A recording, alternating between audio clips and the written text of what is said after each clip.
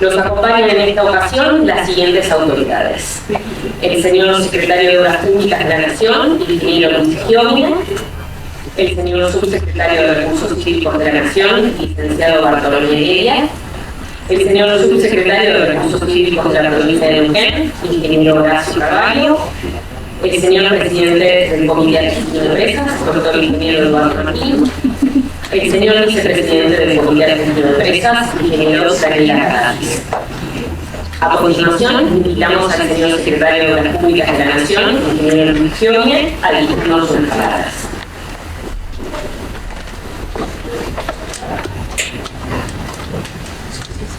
Bueno, antes que nada, muchas gracias por estar acá, aceptar esta convocatoria en un ámbito que es en algo habitual. Encuentro muchas caras conocidas de otra época. Daniel, el gusto de conocerlo a Eduardo y darles la bienvenida. Nosotros siempre decimos que en el ámbito de los temas relacionados a presas, estas reuniones de intercambio de experiencias, conocimientos, iniciativas, es absolutamente enriquecedor. Y ustedes lo conocen y saben que es así.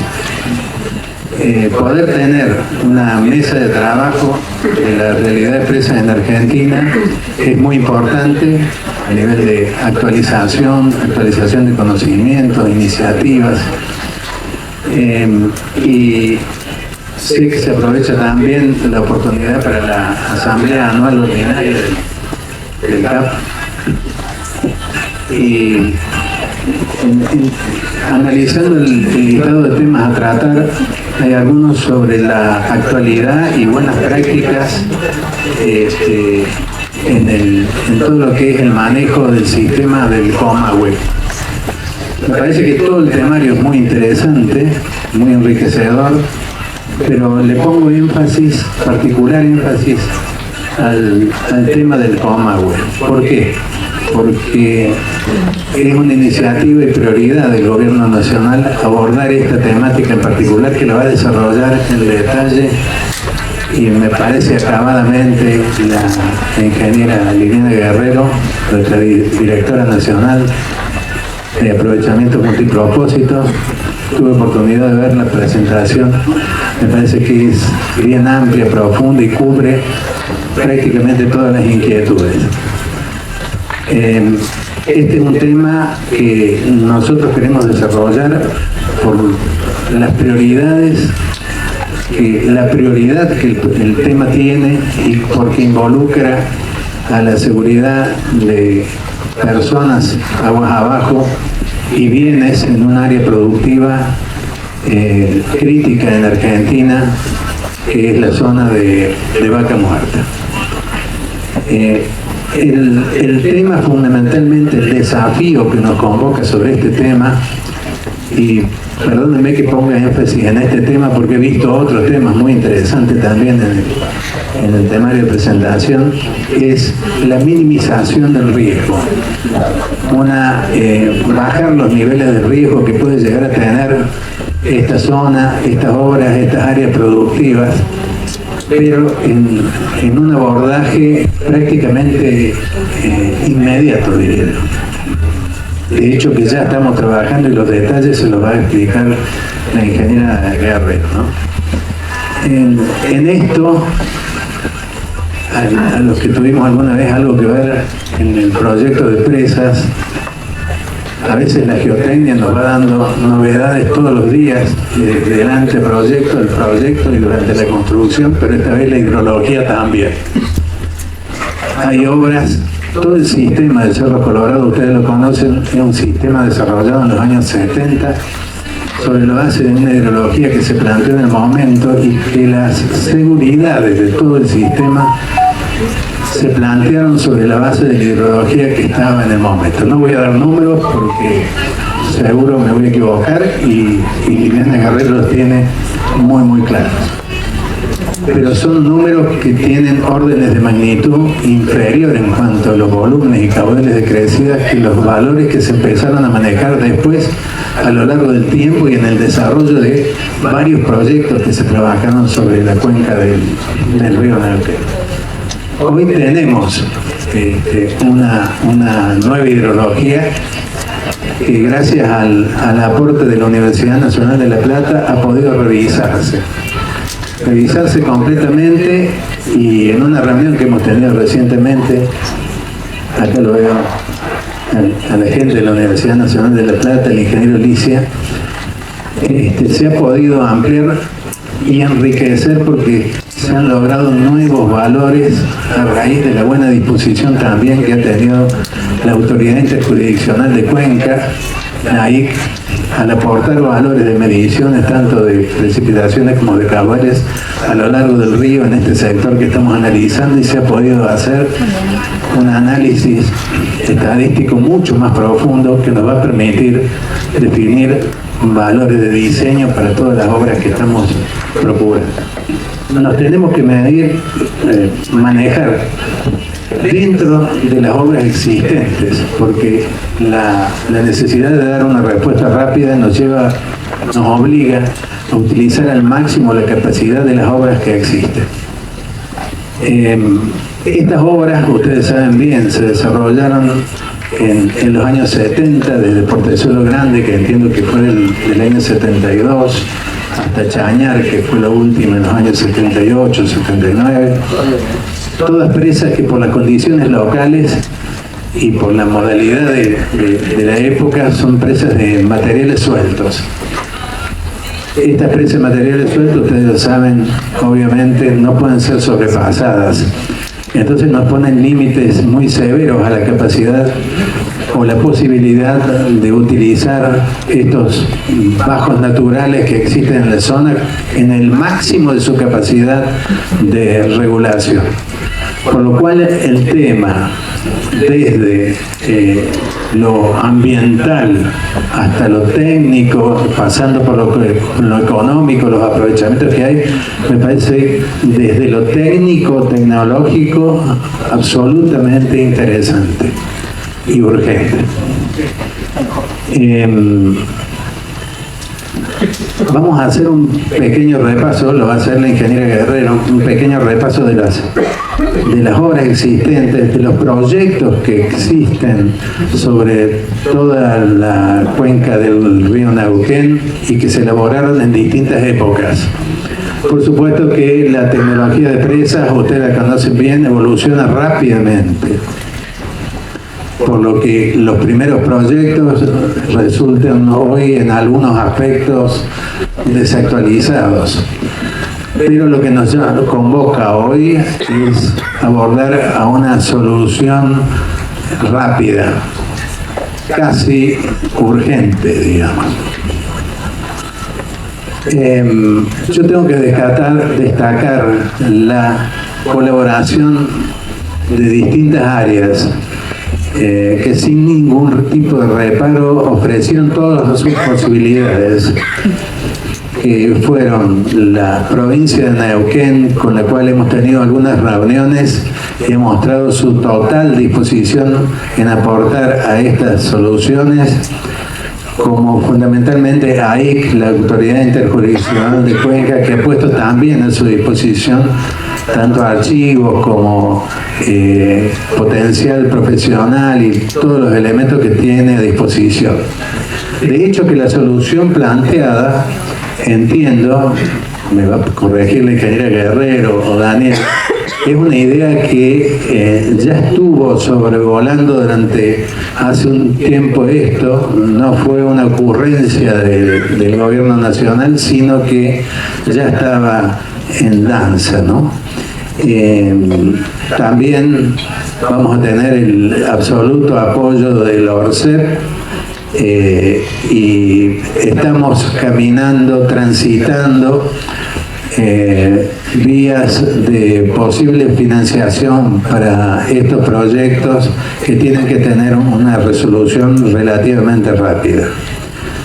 Para esto se han abordado varias áreas de trabajo casi en forma simultánea, que ha sido la revisión de crecidas, el grupo del ingeniero Licio en la Universidad Nacional de La Plata, simulaciones hidrológicas, hidráulicas con la última tecnología disponible y algunos prediseños para lograr el diseño final. Yo creo que esto va a ser muy interesante, nos interesa que se interesen sobre el tema, que se discutan algunos de los criterios que vamos a plantear y que sea enriquecedor para todos.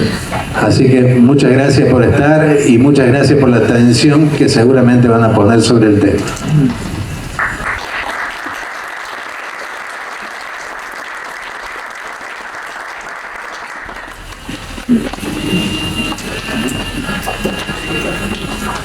Buenas tardes a todos. Voy a ser muy breve. En primer lugar, es un gran honor dar inicio a esta mesa de diálogo sobre la realidad de las presas en Argentina, organizada por el Comité Argentino de Presas. Quiero expresar un sincero agradecimiento a la Secretaría de Obras Públicas de la Nación, cuyo apoyo técnico y logístico resultó indispensable para que esta jornada pudiera concretarse. Su compromiso con el sector nos alienta a seguir trabajando con seriedad y mirada al futuro. También deseo reconocer a nuestros socios del CAP, tanto individuales como colectivos, que con su respaldo económico y su confianza en nuestra tarea hacen posible que llevemos adelante actividades como esta, que buscan fortalecer el conocimiento, el intercambio y la cooperación en torno a las presas y la infraestructura hidráulica. Quiero destacar especialmente la labor de Elin Perguerra, quien asumió la organización de esta jornada con un enorme compromiso personal y profesional.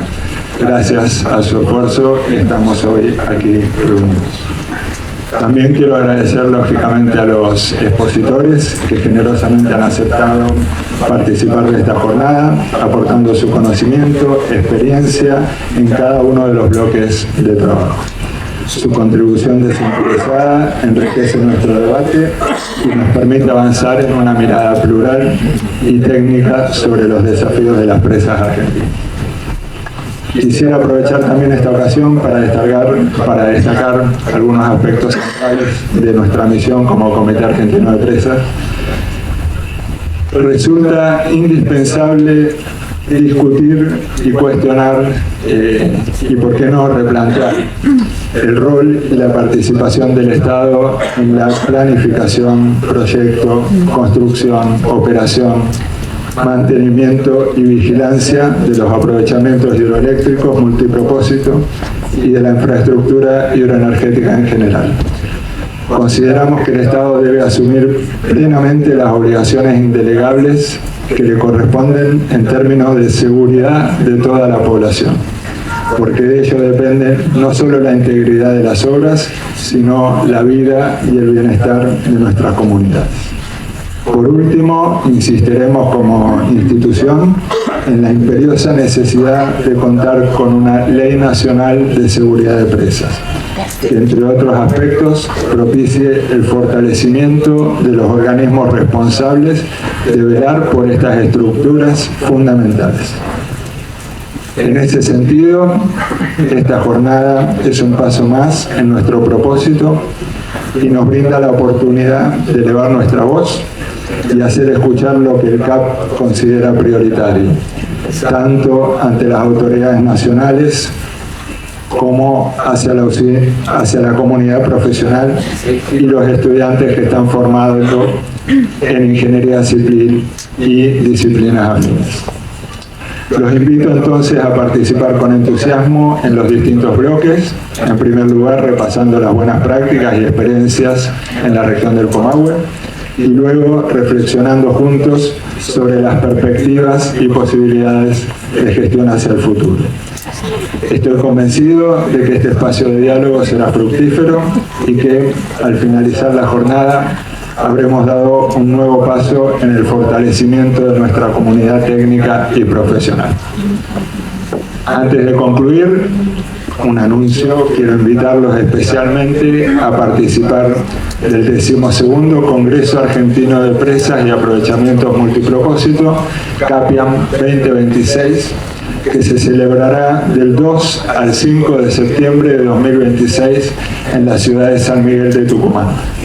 Este congreso es nuestro evento más importante y constituye un ámbito único para el intercambio técnico, científico y profesional en un contexto donde el cambio climático, la seguridad hídrica y la transición energética nos plantean nuevos desafíos. Será una gran oportunidad para difundir las mejores prácticas, conocer los avances tecnológicos más recientes y consolidar un espacio de debate regional e internacional en torno a la seguridad, la innovación y la sostenibilidad de las presas. Muchas gracias a todos por la asistencia, por estar acá. Sé que han venido de diversos puntos del país y se agradece muchísimo el esfuerzo y el interés. Muchas gracias. Primera presentación se denomina Sistema de Monitoreo y Alertas Hidrometeorológicas en la Cuenca de los Ríos Limay, Neuquén y Negro, y estará a cargo de los ingenieros Diego Ulloa y Victoria Lledó, integrantes del equipo técnico de la Autoridad Interjurisdiccional de las Cuencas de los Ríos Limay, Neuquén y Negro. Ambos son ingenieros civiles egresados de la Universidad Nacional del Comahue y cuentan con más de 12 años de trayectoria en dicha institución.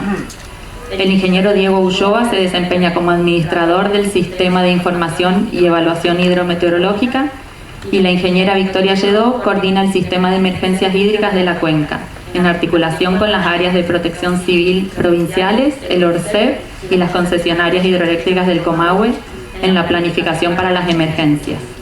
Invitamos a Diego y a Victoria a dar inicio de su exposición. Les recordamos que pueden escanear el código QR para formular las preguntas y todas las preguntas, que sean breves para una mejor administración de las mismas y serán formuladas a los distintos expositores al finalizar el primer bloque.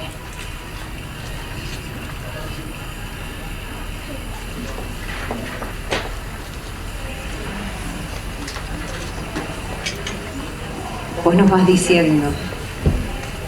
Y nuestra presentación, buenas tardes. Ante todo, un honor estar acá.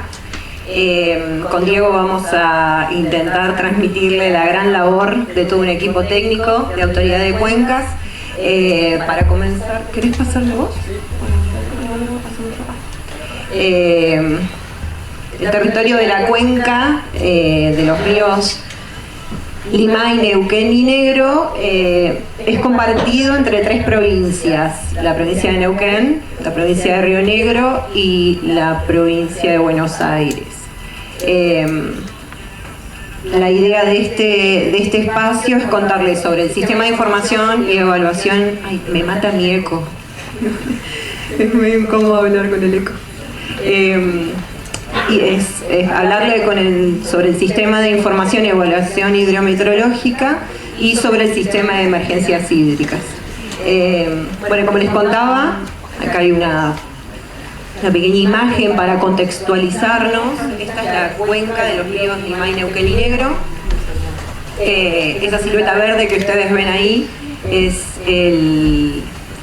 la cuenca del río Negro.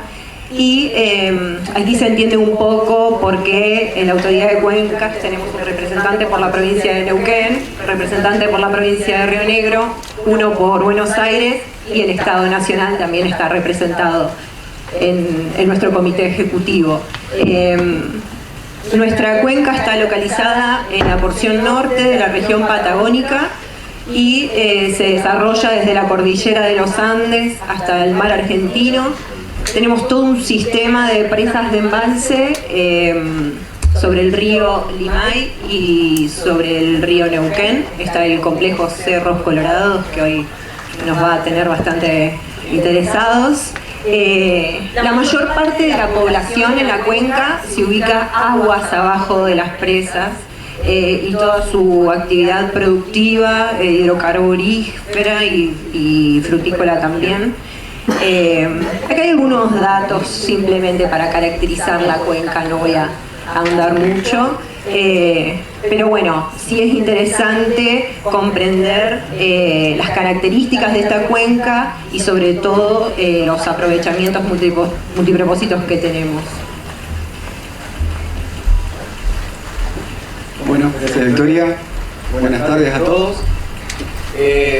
Bueno, la IC opera y administra el Sistema de Información y Evaluaciones Hidrometeorológicas, que es el SIE. Es una herramienta fundamental para el monitoreo, para la previsión, para la gestión del recurso hídrico de estos 3 ríos. Para explicarlo, bueno, así de manera sencilla, lo que hace el CIE es administrar o integrar todas las actividades que se desarrollan en el área de la meteorología, que tienen que ver con los pronósticos meteorológicos a corto, mediano, largo y plazo, y también relacionarlos con todas las actividades que se desarrollan en el área de la hidrología, ¿bien? Con todo lo que es la previsión de caudales o la estimación de los mismos. Por otra parte, bueno, tenemos toda la información que se obtiene en la red de estaciones meteorológicas, que es toda la gestión o todo el tratamiento de los datos.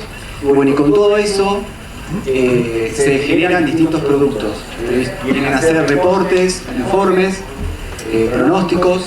Toda esa información es brindada a todos los usuarios del agua. Es una herramienta para la toma de decisiones de estos usuarios, información sistemática, consistente. Bueno, los usuarios del agua es para todo lo que refiere al consumo humano, a la actividad de la industria, que es muy importante, a los sistemas de riego. Como dijo Vicky, hay aproximadamente 200.000 hectáreas bajo riego. Y bueno, también como elemento fundamental para la planificación y la operación de los embalses. Se brinda toda la información a las hidroeléctricas y al organismo de despacho eléctrico. Bien, entonces el CIE nos permite obtener y cuantificar el estado actual de la cuenca, en qué condiciones hidrometeorológicas se encuentra. Eso lo vemos en tiempo real, la información que se obtiene de la red es cada 1 hora, así que bueno, tenemos eso. Por otro lado, nos permite elaborar pronósticos para predecir la ocurrencia de eventos, en el caso bueno, que estos pronósticos meteorológicos sean importantes y dadas las condiciones iniciales de la cuenca. Bueno, también se dan algún tipo de aviso, ahí tiene la obligación de dar avisos de este tipo. Y por otro lado, bueno, también nos permite determinar y pronosticar cómo es el escurrimiento de los ríos. Esto también es a través de los modelos hidrológicos. Se tiene en cuenta también a veces, se tiene en cuenta siempre el estado inicial de la cuenca, cómo son los pronósticos, y en base a eso se puede disparar algún tipo de alerta por el incremento de los caudales. Bueno, todo esto concluye con la otra tarea, que es la planificación óptima y la operación de los sistemas de embalse. Bueno, cuando hablamos de planificar, significa unos ejemplos de esto, son los hidrogramas, cómo serían los hidrogramas de desembalse, cómo sería la regulación de los caudales para distintas épocas del año, y cómo sería la operación de estos embalses en condiciones de sequía. Bueno, con respecto a la determinación de los pronósticos de afluentes de embalses, la IC tiene operativo en funcionamiento el modelo hidrológico continuo, el IHMS, está funcionando a paso diario, a paso de 6 horas, se alimenta obviamente con toda la información de la red de estaciones y con el pronóstico de la evolución de las precipitaciones y las temperaturas. ¿Bien? Con esta información se obtiene la simulación de caudales a 1 semana, a 15 días. Esa es una de las herramientas para ver cómo son los descubrimientos. Otra de las herramientas, por ejemplo, es, que bueno, acá no está indicada, pero tiene en cuenta las mediciones que hacemos nosotros del equivalente agua-nieve, junto con la información que nos brinda las imágenes satelitales de la cobertura de área elevada. Bueno, hay modelos matemáticos con los cuales se trabaja y se determina cómo van a ser los derrames por deshielo en la época de primavera-verano.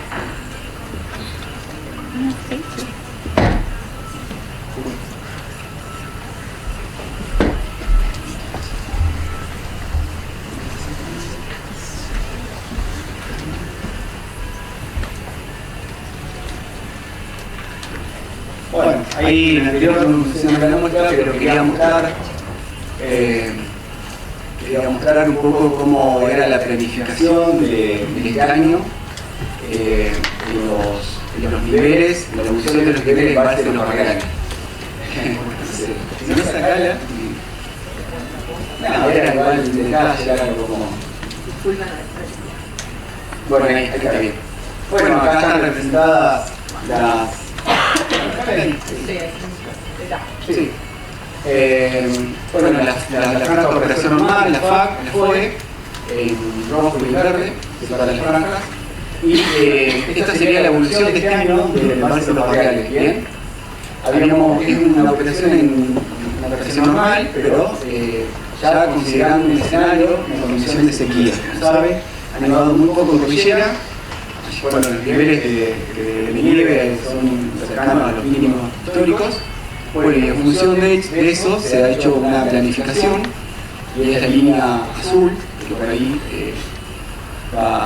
se representa, ¿no? Habíamos iniciado el año hidrológico en nivel alto del embalse, y se espera que a fines del año hidrológico, marzo, llegue a niveles medios o bueno, un poco más bajo. ¿Bien? Esto obviamente se hace en conjunto con el organismo de despacho eléctrico.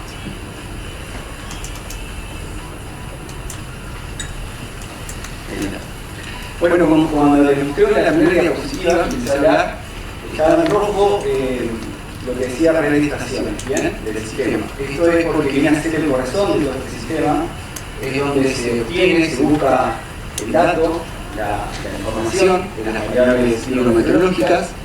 Allá por ahí está indicado cómo son las actividades que se desarrollan en esto. Se obtiene el dato de la estación, se lo recopila, se le da unos procesos de validación y se carga la base de datos. Eso dentro de la base de datos es la información fidedigna, consistente, con la cual después se hacen los correspondientes y los reportes.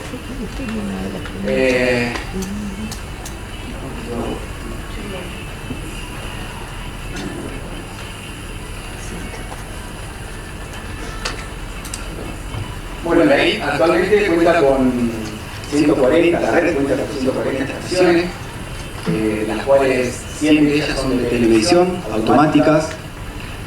Ahí, bueno, están indicadas, estas 140 estaciones están indicadas en el mapa. Como ven, la mayor densidad está en la cuenca alta y intermedia, porque es donde se dan las mayores precipitaciones, ¿no? Los mayores eventos. Hablamos del orden de los 2.000, 3.000 milímetros al año. Cuando vos en la parte baja, en Neuquén, por ejemplo, son 200 milímetros anuales. Están representadas en color celeste las estaciones de alta montaña. 11 de ellas son estaciones limométricas donde se mide nieve. Bueno, son de alta montaña porque la manera de acceder a las mismas es a través del servicio de helicóptero, están en las cumbres. Luego tenemos las estaciones indicadas en color rojo, estaciones de aforo. Están ubicadas o miden los niveles de río, los caudales de los principales ríos de la cuenca y de los caudales entrantes a los embalses.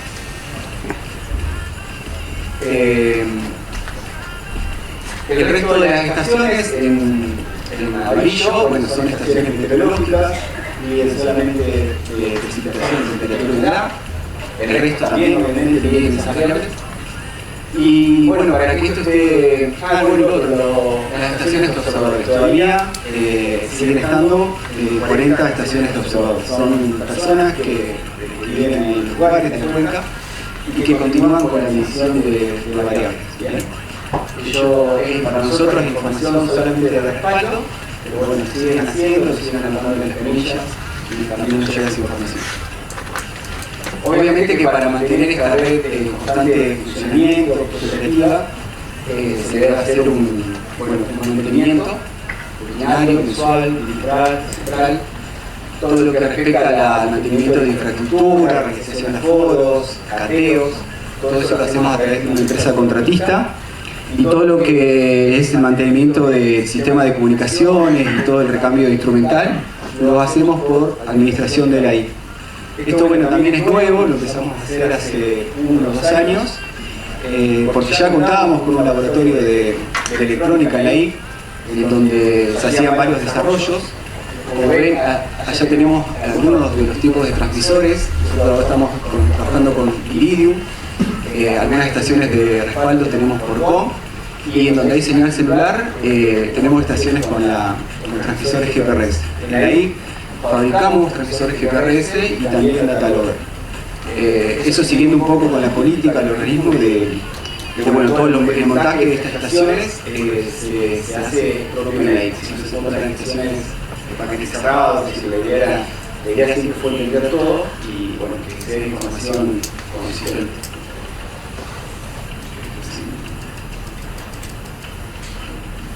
Bueno, acá queríamos mostrar cómo eran las estaciones de foro.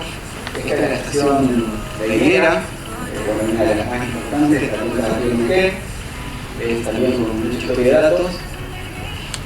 Como les dije, además de los foros líquidos y sólidos que realizamos todos los meses, también tiene mediciones de temperatura, humedad, presión. Esta estación, por su importancia, la tenemos duplicada. Es decir, tuvimos muchos años de sequía, entonces tuvimos que hacer una estación aguas arriba para poder medir los niveles río en las épocas de verano. Pero bueno, estaba obviamente que a una menor altura. Sabíamos que si venían caudales importantes, esa estación iba a estar llevada. Bueno, y fue así en el año 2023.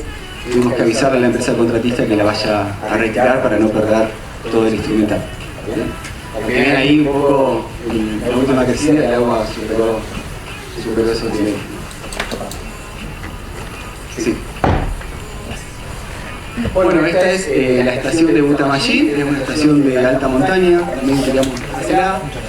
Como ven, están todas pintadas de color celeste para poder identificarla en la época de invierno, en donde se acceden a ellos para hacer los cateos, es decir, que medimos la densidad de la nieve para después luego hacer las estimaciones de lo equivalente a Bolívar, los ajustes también de todos los modelos. Nosotros las visitamos en invierno, como les dije, para hacer el cateo y también para revisar cualquier tipo de elemento de comunicación. Esta es la misma estación, Butamayín, cuando la visitamos en verano. Bueno, Butamayín con Pampa Chacaíco son las dos estaciones más importantes de la cuenca del Neuquén. Acá también pueden ver la altura que tiene estaciones por la cantidad de nieve que alcanza. Y acá también se puede ver cómo ha evolucionado, cómo nosotros hemos mejorado, ¿no? El instrumental. Al principio teníamos colchones rectangulares, que se ven ahí, y actualmente estamos instalando colchones redondos porque se notaban fallas o se escuchaban los colchones en los vértices, es decir, una comunicación de funciones y se generaba este tipo de... Ya redondo ya no tenemos ese problema.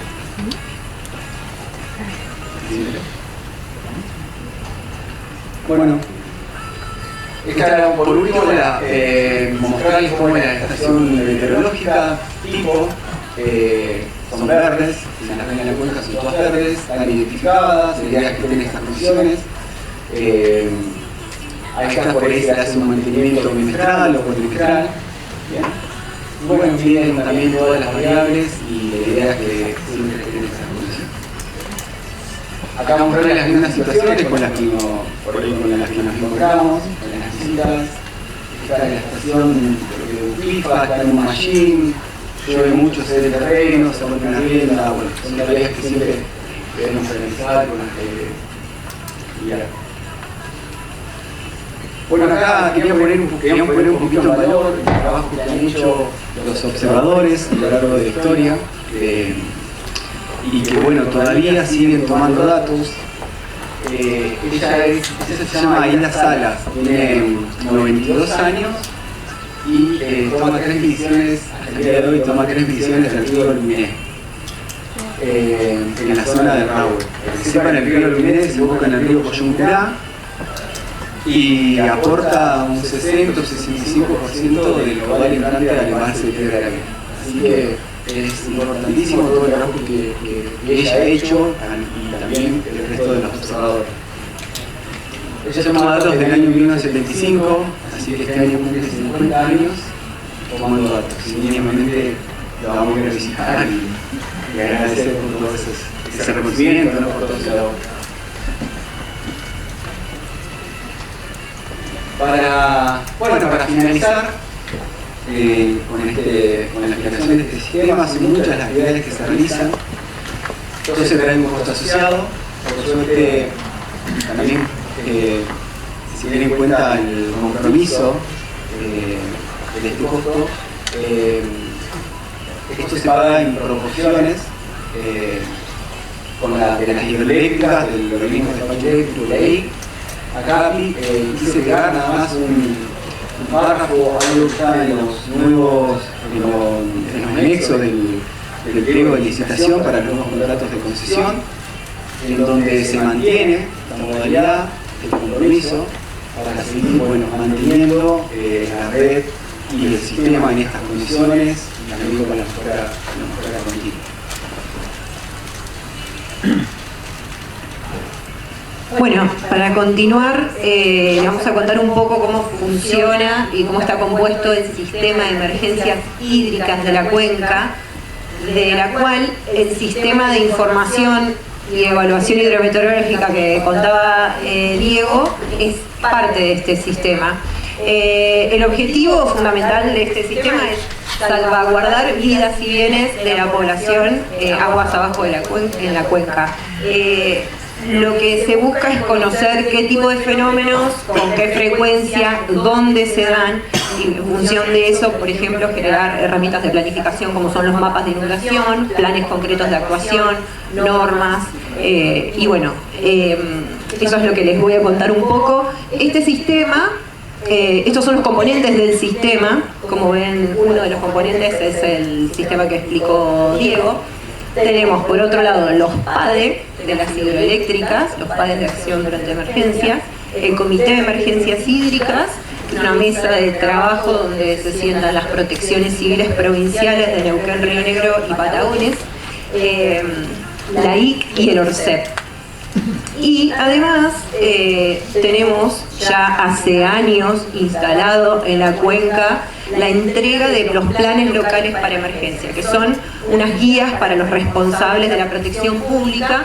Es una propuesta técnica para los municipios ribereños aguas abajo de las presas, pero que nos parece muy importante porque se van actualizando con los años, sobre todo los mapas de inundación para distintos escenarios que contienen. Adelante.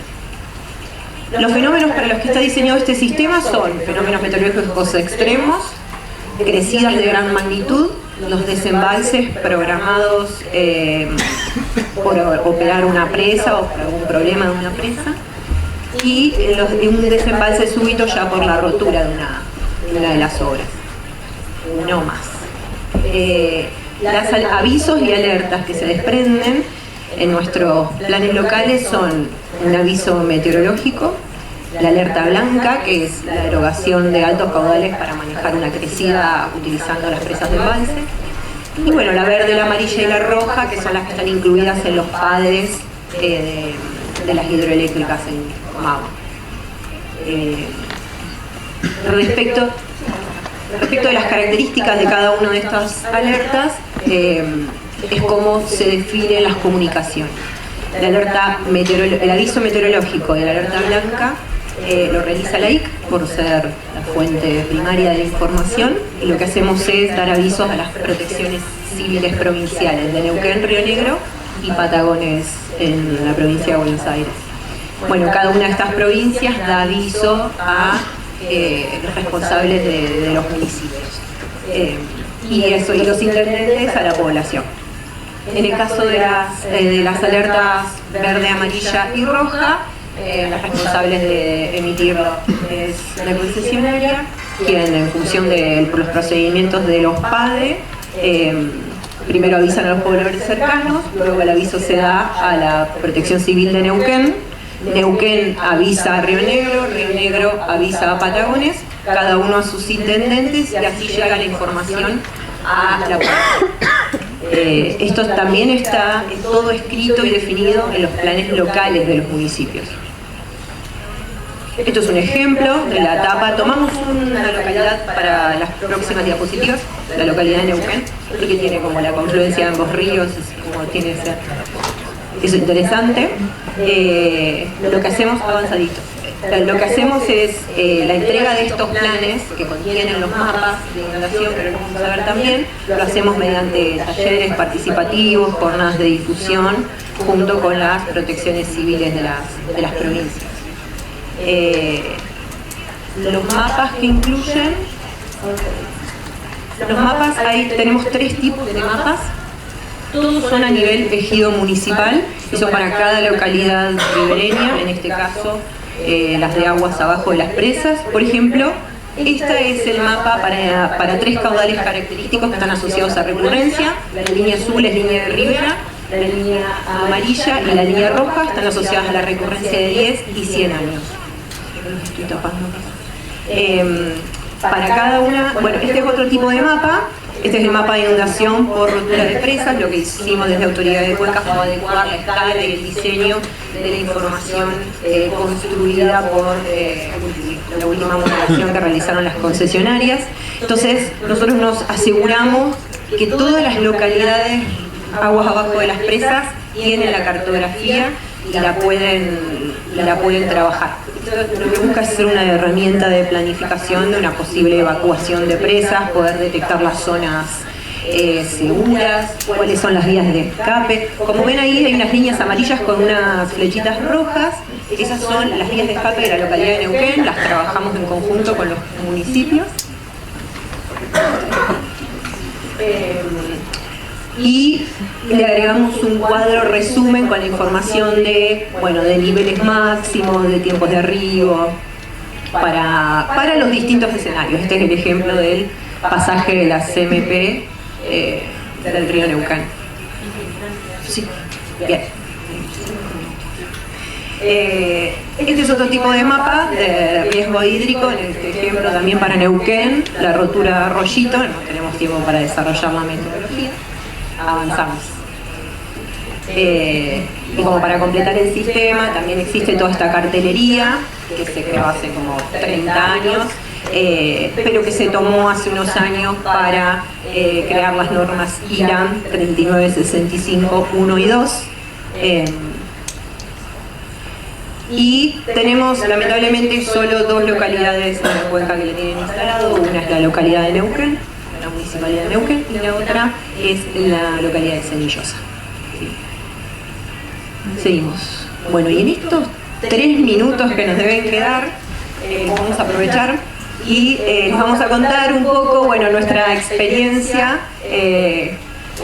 con el evento que tuvimos en junio de 2023, con precipitaciones y crecidas en la cuenca del río Neuquén, muy rapidito, como para integrar lo que vimos recién.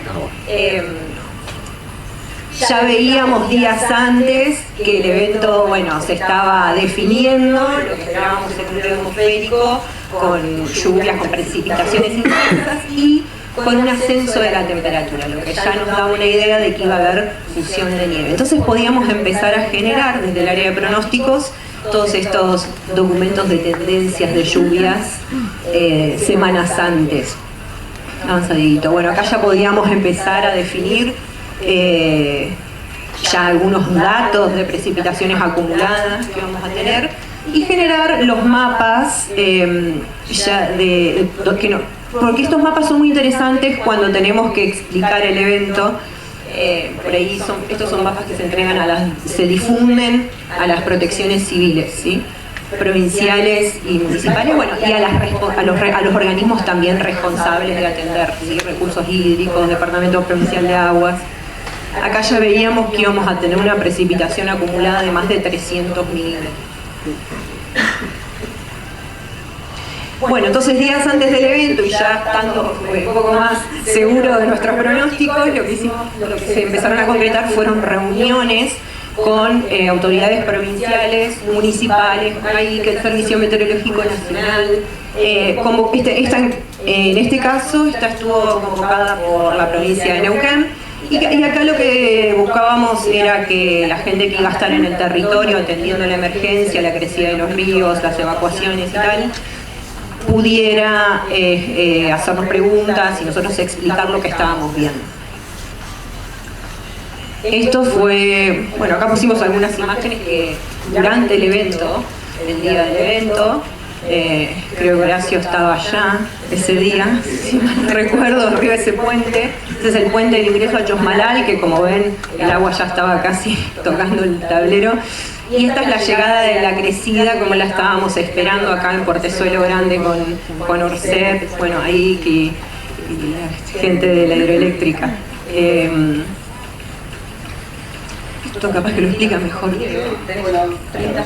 Bueno, esto más que nada para mostrar cómo se comportó la red, las estaciones.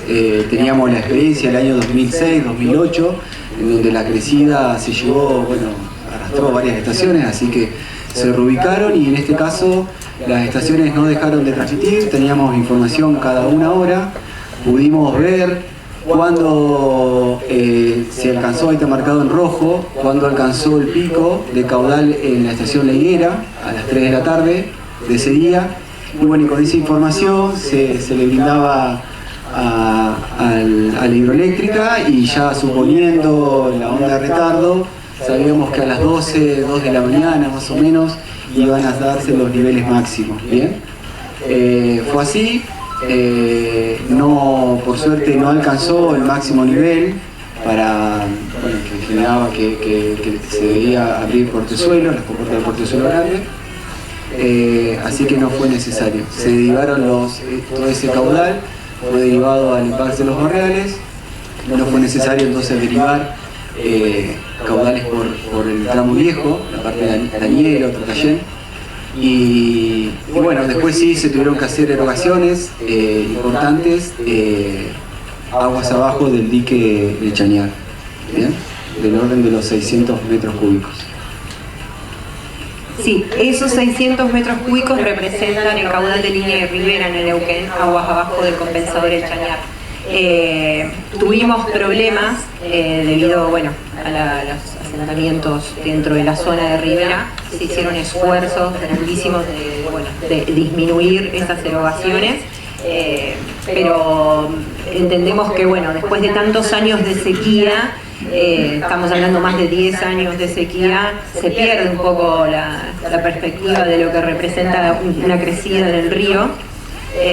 Así que tuvimos problemas aguas abajo para 600 metros cúbicos, lamentablemente. Lo que sí queremos rescatar es que no hubo que lamentar pérdidas de vidas, sí materiales, pero no pérdidas de vidas. La noche de la llegada del pico a Portezuelo Grande estaba todo el mundo despierto, estaban las defensas civiles en el río sacando gente, estaban las petroleras avisadas. Y bueno, luego de que el pico pasó, el evento siguió porque aguas abajo por Chañar hubo que seguir largando caudales, bueno, cercanos a 600, así que seguimos acompañando técnicamente lo que podíamos a los intendentes, a los bomberos, que bueno, que una gran labor hicieron también. Y eso es todo. Ahí están nuestros mails. De este bloque se titula Monitoreo de la seguridad en la presa Alicurá y estará a cargo del ingeniero Diego Aguiar en nombre de AES Alicurá. Diego Aguiar es ingeniero civil egresado de la Universidad de Buenos Aires, es especialista en monitoreo estructural de presas y gestión técnica en obras hidráulicas. Tiene amplia experiencia en operación, mantenimiento y análisis de seguridad de infraestructuras críticas. Actualmente desarrolla actividades e informes de seguridad de presas en la Central Hidroeléctrica Alicurá y participa en eventos de divulgación profesional. Invitamos a Diego a dar inicio de su exposición.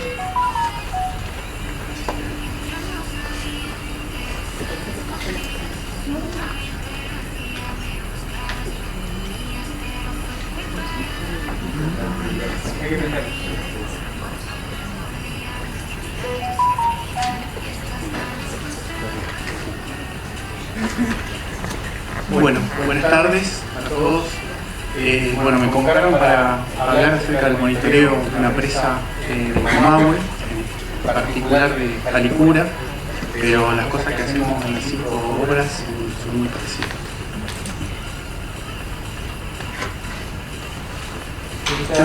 el temario de la presentación. Vamos a hablar solo unas características generales muy puntuales. Ahí dejamos un enlace a una ficha técnica con detalles de la obra. Luego vamos a hablar acerca de la filosofía del plan de seguridad de presa, la ocultación y el monitoreo de la presa de la licura, y vamos a finalizar con algunas aplicaciones prácticas de uso del sistema de monitoreo. Estas son las estructuras principales del aprovechamiento hidroeléctrico de licura. Sobre margen derecha tenemos el cargador de fondo, que se materializó en uno de los desvíos del río para la construcción de la presa. Y en la margen izquierda tenemos las estructuras de cabecera del vertedero y de la obra de toma. También en margen izquierda está la central, ubicada ahí al pie de la presa. Y luego, bueno, tenemos almacenes, bomberos, pabellones para el personal de mantenimiento. El vertedero tiene un hueco amortiguador y el cargador de fondo presenta un salto de limpia para la salida del río. La presa de materiales sueltos con núcleo impermeable vertical, tiene una altura máxima de 130 metros, la longitud de coronamiento de 850 metros, el volumen de materiales que se utilizó fueron 13 millones de metros cúbicos y la cota de coronamiento está en 710 metros sobre el nivel. Una vista de la casa de máquina, una de las pocas centrales que tiene como diseño arquitectónico. Bueno, hay 4 turbinas Francis de 262 megawatts que totalizan 1050 megas.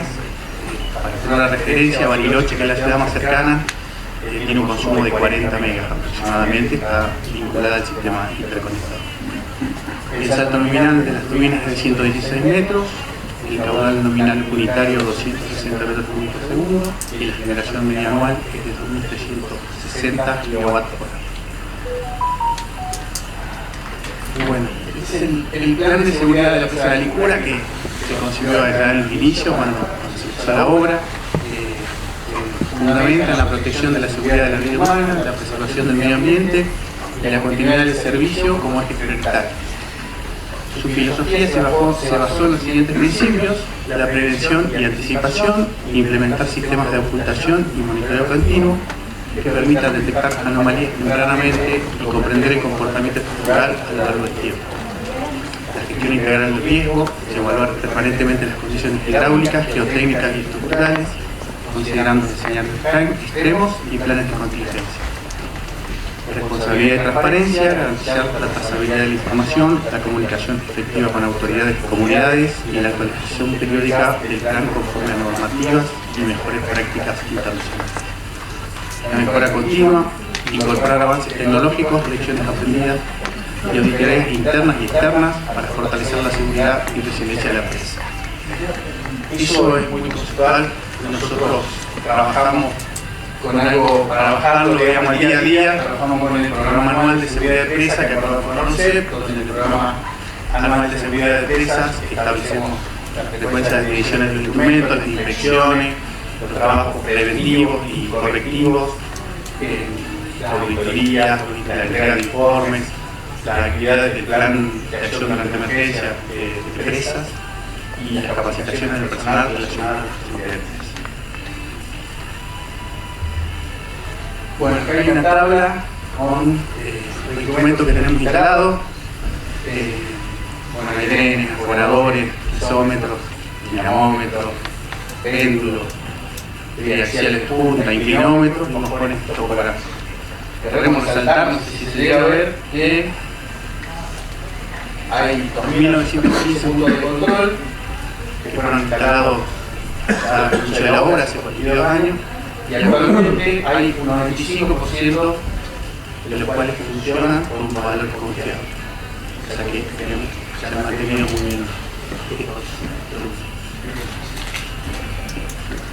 Bueno, rápidamente para explicar las mediciones del sistema automático de ocultación se hacen una vez diarias, cercano al mediodía. El sistema de la ocultación está diseñado para estar automatizados los instrumentos de detectores, y esos instrumentos registran mediciones y luego de realizar mediciones, las comparan con unos límites que están establecidos en función de haber respirado, más un porcentaje estadístico, que sería una situación de alerta, nivel 1, y nivel 2 sería una situación de alarma, donde superó algún valor determinístico que se usó o algún registro máximo. Todos los días llega a mí, a la persona responsable, un mail con un listado de los instrumentos alarmados. Eso nos permite acotar y poder conocer rápidamente si hay algún inconveniente o hay alguna cuestión que merezca una atención inmediata. De hecho, hay situaciones que hemos detectado a través de estos listados. Bueno, para ver un poco la ocultación de la presa, el monitoreo de presiones neutras se realiza, hay 3 secciones instrumentadas, 2 cercanas al objetivo y una sección central que es la que más instrumentos tiene. En el núcleo hay instrumentos ubicados aguas arriba y sondas ubicados aguas arriba, en la zona central y aguas abajo. Después hay una zona de contacto, núcleo de fundación. Esta sería la galería de inyección y drenaje que hay bajo la presa. Y bueno, hay instrumentos también ubicados por arriba y abajo de esa galería. Y cercana al paso del anillo también hay un sistema de isómetro y calor. Este esquema es similar a las 3 secciones, nos permite realizar análisis, por ejemplo, de la distribución del nivel isométrico de la presa y nos permite analizar pérdida de carga, bueno, situaciones bien específicas. Acá hay los niveles, digamos, 2 situaciones comparativas, también comparamos cómo va evolucionando el comportamiento de los instrumentos y bueno, vamos sacando conclusiones a partir de eso. También, bueno, acá eso sería el monitoreo de la presa y de los estribos. Hay una galería que, como dije, está por debajo de la presa a nivel del eje. Y también hay galerías en ambos estribos. Estas galerías se usan en la obra para realizar inyecciones y ahora también se utilizan para drenar lo que corresponde. A su vez, a partir de esa galería, sobre todo en esta, la que tiene más importancia, se instalaron un pisómetro aguas arriba y aguas abajo, lo que permite conocer la pérdida de carga a lo largo de las cortinas de inyección. Acá hay un ejemplo de la pérdida de carga, que este sería el ubicado aguas arriba y este el agua abajo. Bueno, en esta galería, hay 13 kilómetros de galería en la Licura. También se controlan los caudales, se realizan los caudales. Acá hay un esquema de cuando sube, cuando baja el caudal, pero algo muy específico. Tenemos oradores en todas las intersecciones de las galerías. Y bueno, ahora hay un ascensor que permite bajar para acá por el pozo A y caminar fácilmente la galería que está debajo presa, que está en excelentes condiciones, a pesar de que está bueno, en una zona bastante compleja, ¿no? También para el monitoreo de deformación interna de la presa hay ubicados 3 líneas de inclinómetros y de aros magnéticos. Acá también se analizan estos instrumentos que tuvieron particular importancia en la construcción y en el primer llenado de presa. Bueno, esto es un esquema, una vista que solamente era el sistema de galerías y abajo está pegada una foto aérea de la Licura. Como dije, hay una galería de inyección debajo de la presa y después hay, bueno, se detectó en la época de obra, se detectó una falla, lo que originó todo un sistema de galerías en el macizo de margen izquierda. Estas galerías tienen 3 barreras, una primera barrera cercana al embalse, una segunda y una tercera, y a su vez tienen 3 niveles, 600, 630 y 660. Todas tienen instalado un sistema de drenaje que nos permite conocer bueno, la situación de saturación del macizo. Asimismo, ver si hay arrastre de sólidos, es una campaña anual. Para el control altimétrico hay una red de puntos microgeodésicos, de mojones, están dispuestos en el funcionamiento y en las bermas de la presa. Hay varias líneas instrumentadas, se utiliza nivel de precisión, un milímetro o más, una parte de precisión. Lo mismo en la parte planimétrica que vamos a ver ahora. Acá hay una foto de la presa, acá se observa lo mejor. Hay un gráfico de las mediciones. Para el control planimétrico se hace un control de distancia directa desde el punto ubicado acá en la margen derecha frente a la central. También se controlan planimétricamente esos puntos. Y bueno, acá se presentaron estas figuras de la derecha, se presentaron abatidos los asentamientos y las deformaciones hacia aguas abajo. Estos son los asentamientos y estas deformaciones hacia aguas abajo de los puntos microgeodésicos ubicados en el coronamiento. La distribución muestra bueno, una acorde a lo esperado y una deformación progresiva en el tiempo y en función de la altura de la presa. Son cosas que son bastante lógicas que por ahí en otras presas no se observan fácil.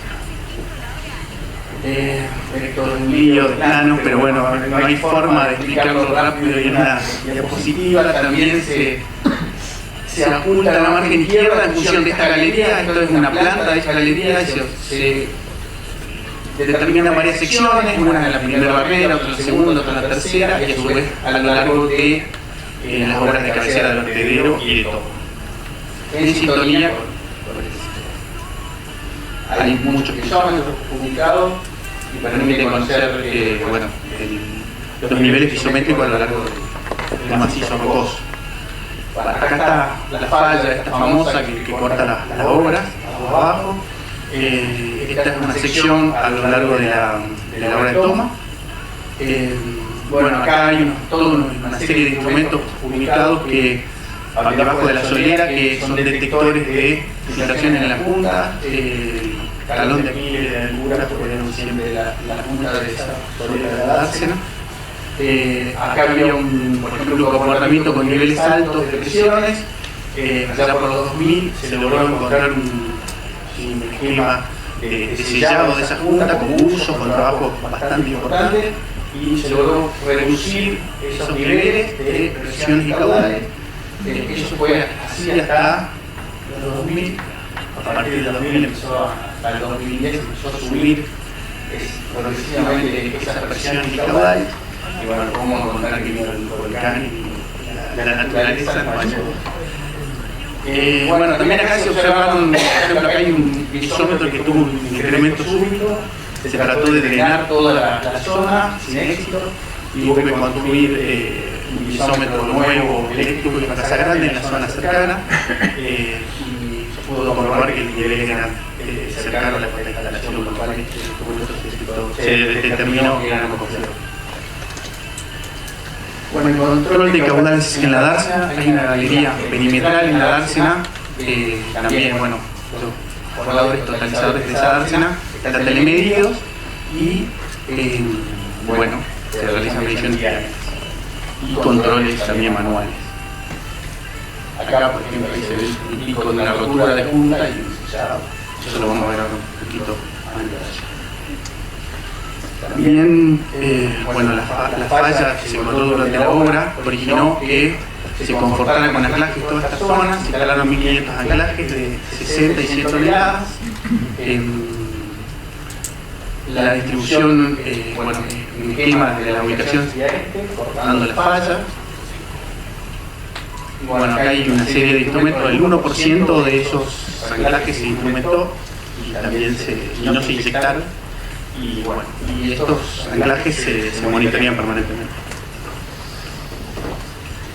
También es un plano bastante difícil. Pero bueno, básicamente quiere decir que hay un control altimétrico con puntos o mojones ubicados acá en el canal de aducción.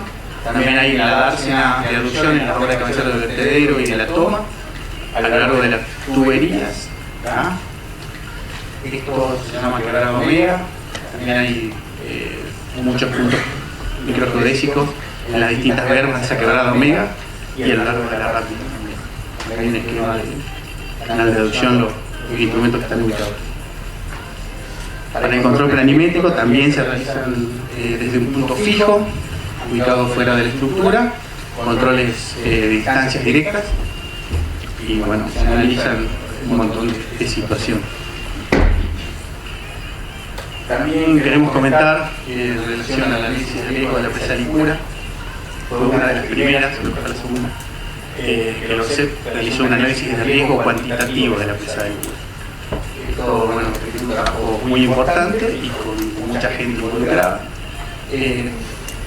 Afortunadamente, los resultados, o sea, de alguna forma, se condicen con lo que nosotros conocemos o veníamos viendo, por ejemplo, que el escenario hidrológico sobrevertido tiene un orden de magnitud menor, o una probabilidad menor que un orden de magnitud que la del riesgo sísmico y la del riesgo normal. Esto es debido básicamente a la presencia del lago Nahuel Huapi y aguas arriba que laminan todas las crecidas y que la capacidad del vertedero está por encima de la crecidas probada. Bueno, a partir de acá también se realizaron algunos modos de falla. Esos modos de falla se utilizan en el programa de acción durante emergencia por rotura de presas, o sea, son los escenarios más probables que ocurran. Entonces, cuando hacemos los simulacros del PADE, utilizamos esos escenarios. Y bueno, este informe dio que la comparación del riesgo incremental de la presa de Licura con las recomendaciones de tolerabilidad internacionales más exigentes indica que su situación es así. Bueno, acá rápidamente comentar el programa de acción durante emergencia, el PADE, que bueno, están involucrados en el concesionario, el ORCEP, la LIC y la Defensa Civil. A nosotros, desde la obra, nos interesan muchísimo las comunicaciones de estos organismos y sobre todo también la seguridad personal, los simulacros nos dan mucha información a nosotros para mejorar, para construir vías de evacuación nuevas. Por ejemplo, acá está representado las distancias que hay que hacer si uno se quiere ir a la central y ir a una cota segura, tiene que recorrer 500 metros y 110 metros en altura. Se controlan los tiempos y la persona que está en menor estado físico, bueno, tarda 10 minutos en subir. Bueno, eso sí. Después también queremos comentar que previo al análisis de riesgo, a Licura había realizado unas guías de acción ante los eventos más probables. Estos eventos más probables eran la guía de acción ante un sismo, ante una alarma en la dársena y ante una alarma en la margen izquierda. Esta documentación sirvió y se utilizó, por ejemplo, en el sismo del 2010 de Concepción y también en la alarma en la dársena y en la margen izquierda. Estas guías explican rápidamente qué acciones tomar y qué grupos geográficos analizar y qué avisos dar. Entonces, en caso de que surja algo imprevisto, uno tiene como ya armado las acciones principales. Luego sí vienen los especialistas por analizar y ver otras acciones. Bueno, acá también para mostrar un gráfico con las equipotenciales de la presa, que hay tanta instrumentación que nos permite hacer esto. Esto sirvió durante el llenado y cada 10 años se realizan estos estudios, estos análisis. Y bueno, acá el único detalle que hay es que acá en el nivel 600, en la provincia central, hay como una zona más permeable de línea. Bueno, acá como comenté, el sismo de febrero en 2010 en Concepción, de una magnitud de 8,8, más de 500 kilómetros del emplazamiento. La instrumentación lo detectó, o sea, no es la instrumentación sísmica porque tiene un umbral más bajo, más alto, pero sí los piezómetros. El piezómetro, sobre todo en la fundación de la presa en la margen izquierda, fueron los sectores más afectados, las presiones neutras y caudales. Estos saltos que tuvimos en la implementación paulatinamente fueron volviendo a su valor habitual.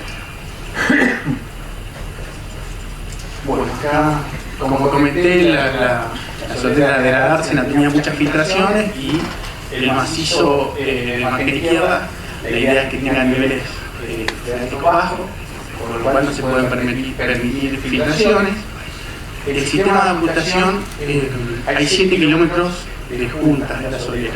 El sistema de ocultación, si hay 2 centímetros que se rompe esa junta, lo detecta. ¿Cómo lo detecta?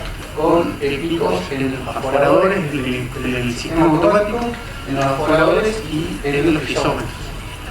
Asimismo, cuando estos trabajos de reparación se tienen que hacer con buzos, no hay puntas de 50 milímetros de espesor y la mitad también. En este caso era de 25 centímetros de rotura, se realizó la reparación y la instrumentación rápidamente permitió detectar si había sido efectiva la reparación o necesitábamos que el uso siga profundizando en el mismo. Bueno, esto también las cenizas volcánicas de junio de 2011 en Alicura cayó una ceniza muy fina, como un talco, pero el río trajo toda la granulometría posible que había caído a aguas del río. Entonces hubo que desviar, eso es un trabajo importante, todas las cenizas hacia el vertedero para evitar que ingresen en las turbinas y tapen el sistema de creación. Acá indirectamente el sistema, usamos la estación meteorológica porque la ceniza venía cuando había viento este. Entonces estábamos siempre atentos a que cuando se presentara el viento este teníamos que activar el vertedero para poder sacar las cenizas y tirarlas hacia abajo. Bueno, esto sería la última diapositiva, que fue lo que comenté, el tema de que había niveles altos previos a encontrar la forma de reparar esas puntas, después se mantuvieron prácticamente estables hasta el 2000, después empezaron a subir y cuando vino la ceniza, el volcánico, la ceniza, bueno, los valores de presiones y de caudales afortunadamente descendieron. Este fenómeno fue tan importante que el aeropuerto de Bariloche, por ejemplo, tuvo cerrado 6 meses. Por ahí quizás no sé, una magnitud fue muy importante. Bueno, y como conclusión general, que la ocultación de las obras permite detectar anomalías de forma temprana y evidencia tendencias en el comportamiento de las estructuras a lo largo del tiempo. Muchas gracias.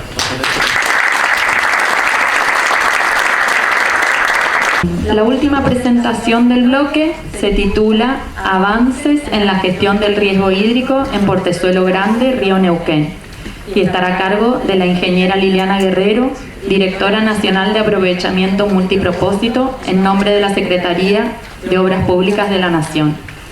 Liliana Guerrero es ingeniera civil egresada de la Universidad del Comahue. Entre 1993 y 2017 ocupó diversas posiciones en Odebrecht, incluyendo varias en la construcción del aprovechamiento hidroeléctrico Pichipicún-Leufú. También trabajó para INSA y Agua y Energía, entre otras. Entre 2018 y 2022 fue directora de Servicios Públicos y Desarrollos de Negocios para Veolia Argentina. Desde 2022 es directora nacional de aprovechamientos multipropósitos dentro de la Subsecretaría de Recursos Hídricos, Secretaría de Obras Públicas del Ministerio de Economía. Allí asiste a la subsecretaría en la planificación, priorización y gestión de proyectos y obras de aprovechamientos multipropósitos y participa en su evaluación técnico-económica y en la obtención de cooperación técnica y financiera para los mismos. Adelante, Liliana, por favor.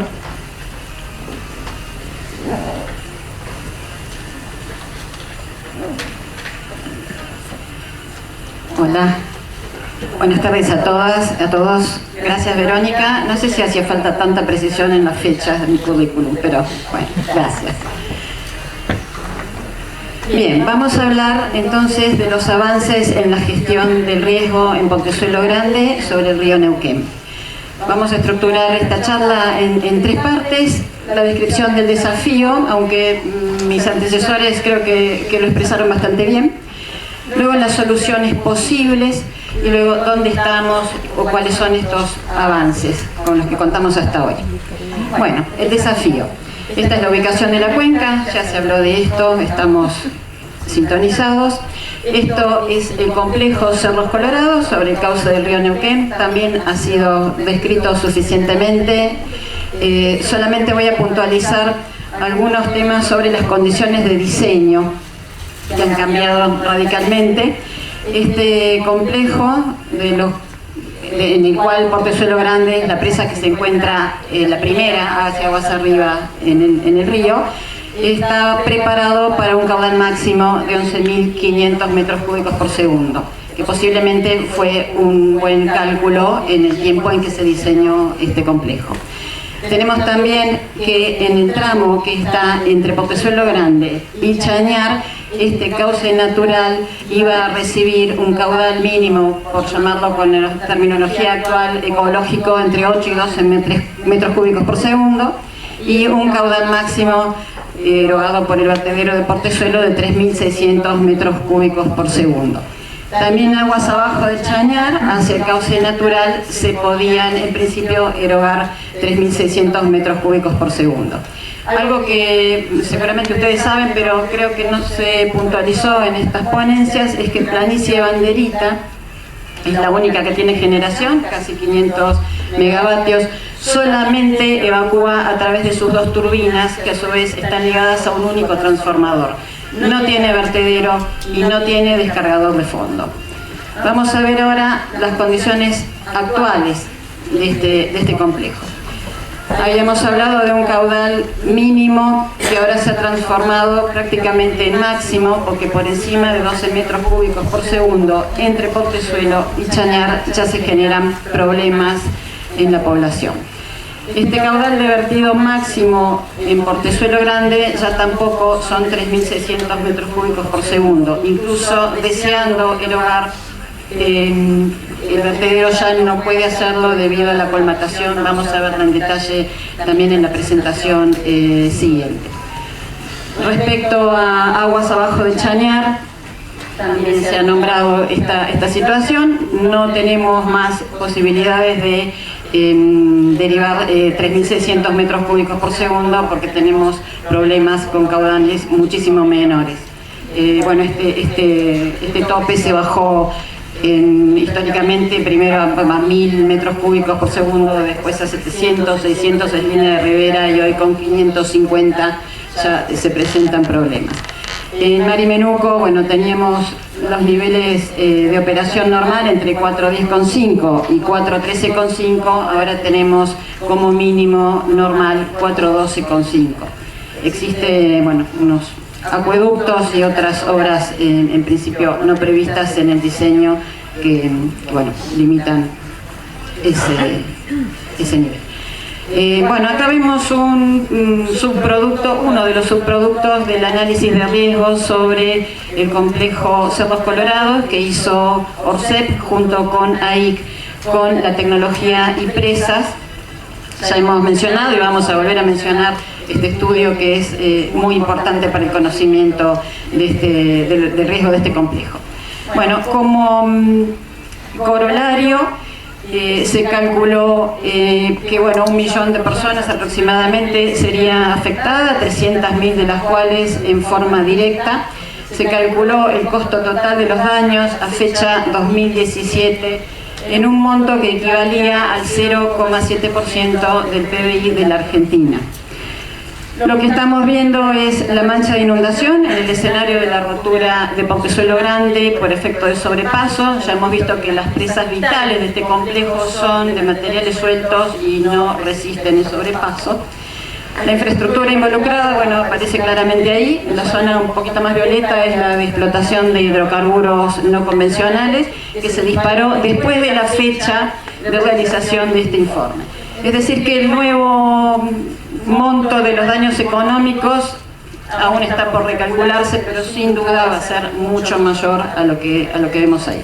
Bueno, vemos líneas de alta tensión, rutas, oleoductos, cabeceras de gasoductos, 2 puestos sanitarios. Bueno, creo que las imágenes hablan. Bien, no se vayan porque no les voy a leer todo esto, pero bien, este riesgo tiene también una cara judicial, muchos de ustedes la conocen. Después de la crecida histórica de 2006, una vecina, Rosa Rosniatowski, promueve una acción de amparo que da lugar a un juicio en el cual para 2007 el Estado Nacional había sido sentenciado a ejecutar las obras de infraestructura necesarias para gestionar una crecida que en ese momento la jueza escribe como de 14.500 metros cúbicos por segundo. Solamente voy a llamar la atención sobre algunos puntos del decurrir de esta causa. Ya para 2009 a este expediente se le incorpora el valor de crecida máxima probable, calculado por el Dr. Quick en 2008, que ya era de 25.000 metros cúbicos por segundo, que sigue vigente hasta hoy. En ese momento, Nación propone a la jueza que intervenía en la causa a Chihuido 1 como una solución estructural. 2011 a 2022 hay un silencio judicial de 11 años. Después vamos a ver que coincidió con la gestión, con la licitación y adjudicación por 2 veces, una por provincia y otra por nación, de la obra de Chihuido 1. Bien, vamos a hablar de las soluciones posibles. Esto quiero que se vea como la cartera de proyectos a disposición del Estado Nacional como gestor de esas MP. No es un juicio de valor sobre los proyectos, ni es una priorización de qué obra hay que hacer primero. Simplemente vamos a ver de la cartera de proyectos a nuestra disposición hoy, cuál puede salir mejor y más rápido, lo cual incluye, por ejemplo, la facilidad o la rapidez para obtener un financiamiento, de qué banca multilateral o bilateral se puede obtener, cuál es el plazo de construcción, qué tan pronto la tendríamos en funciones. Esos son los temas que quiero compartir con ustedes. Bien, Cerro Rayoso, vamos a empezar de aguas arriba hacia aguas abajo. La primera obra que se ha estudiado es la invernada. No la voy a detallar acá por falta de tiempo, comparte varios de los conceptos de Cerro Rayoso, pero se encuentra más lejos en la cuenca. Entonces vamos a asumir que algunos de los conceptos de Cerro Rayoso le aplicaría. Acá una primera y muy cortita disquisición sobre los propósitos, no solo de esta hidroeléctrica, sino de todas las que vamos a nombrar. Bueno, tienen 2 propósitos fundamentales, que es el control de crecidas y la generación. Después tienen 2 usos que yo llamo preterintencionales, porque tal vez no forman parte de lo que pensó el diseñador, pero una vez que tenemos el agua embalsada, sí ocurre. Son, bueno, los usos consultivos para irrigación, para agua potable. No vamos a tomar el valor hedónico, no tiene lugar acá, pero también existe, que se aumenta sobre los terrenos circundantes. Y uno que esperemos entre a formar parte de los propósitos futuros de las hidroeléctricas existentes y de las nuevas, y que es el apalancamiento de las energías renovables no convencionales, eólica y fotovoltaica, que requieren de una reserva rotante y de la función de estabilizador general del sistema que aportan los embalses. Esto vale para todas. Bien, algunas consideraciones particulares de Cerro Rayoso.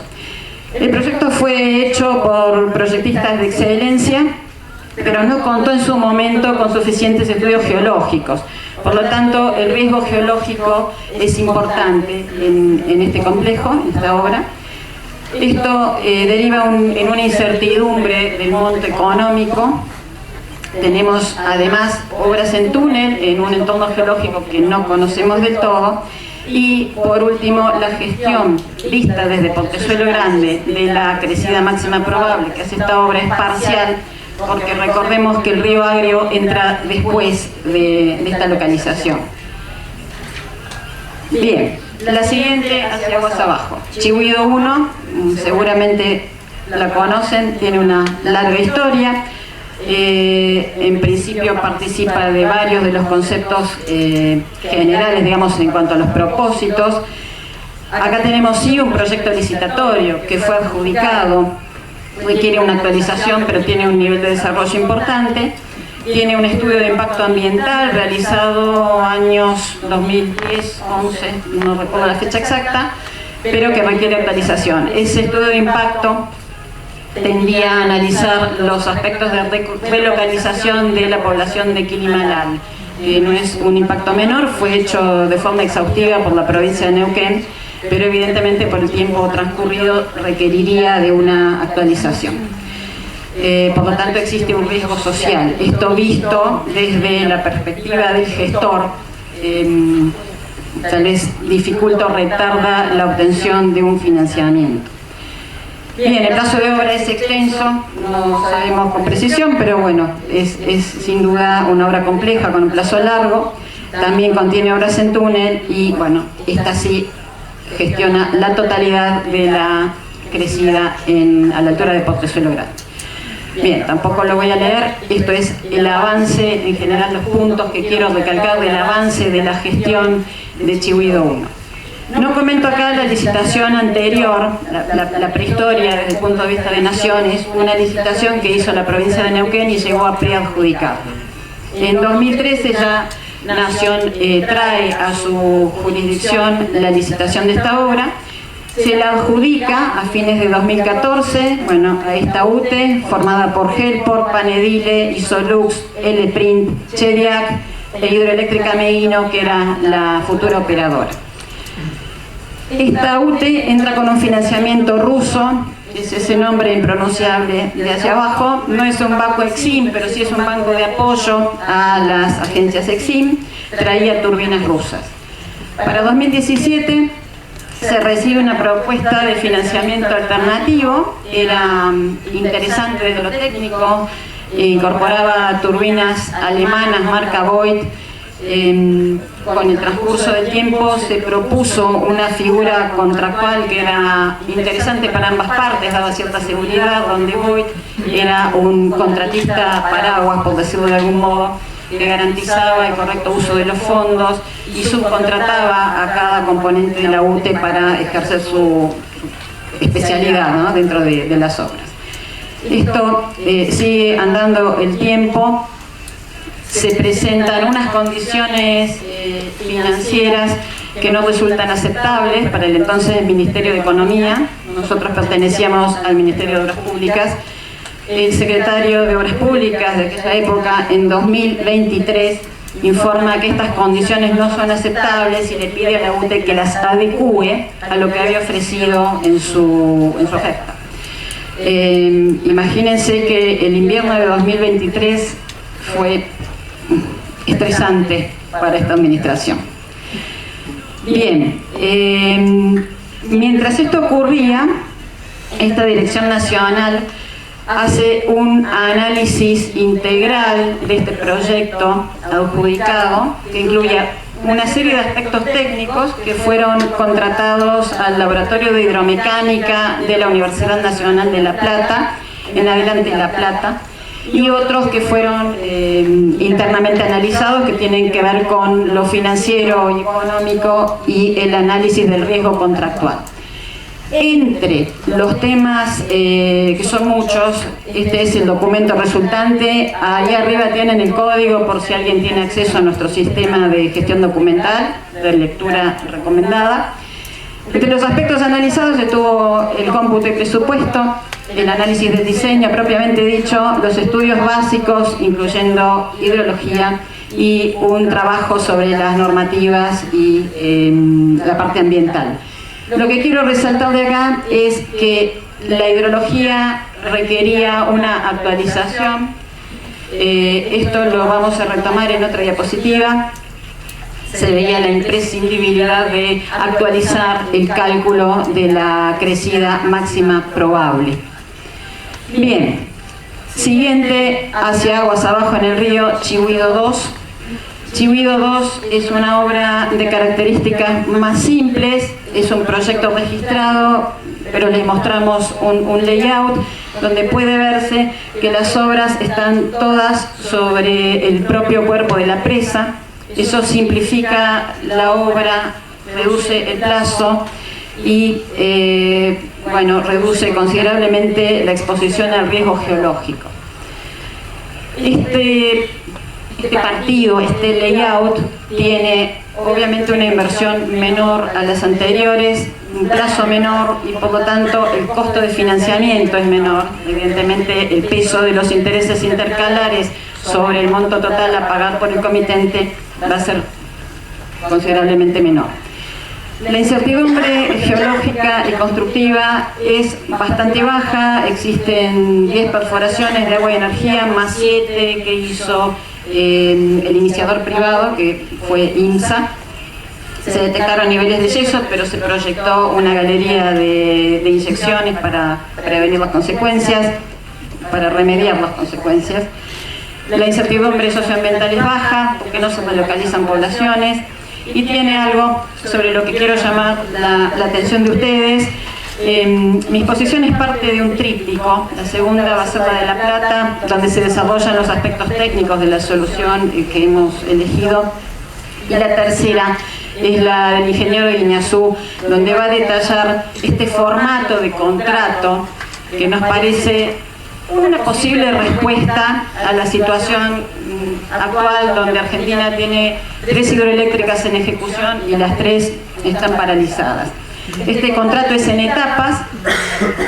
Se hace en una primera etapa el completamiento de la ingeniería con los estudios básicos complementarios que pudieran hacer falta, y se desarrolla el proyecto ejecutivo. Antes de ejecutar la segunda etapa, que es de construcción, el comitente puede salir de este esquema, puede optar por continuar o por no hacerlo. Hay se patúa previamente la diferencia, la variación de costos que podría aceptar, pero esto le da una flexibilidad al contrato que no tienen los contratos tradicionales y que no está en principio dando resultados. Esta obra también gestiona, vista desde Portezuelo Grande, la totalidad de la crecida máxima probable. Bien, por último, la ampliación de la capacidad de derivación de Portezuelo Grande.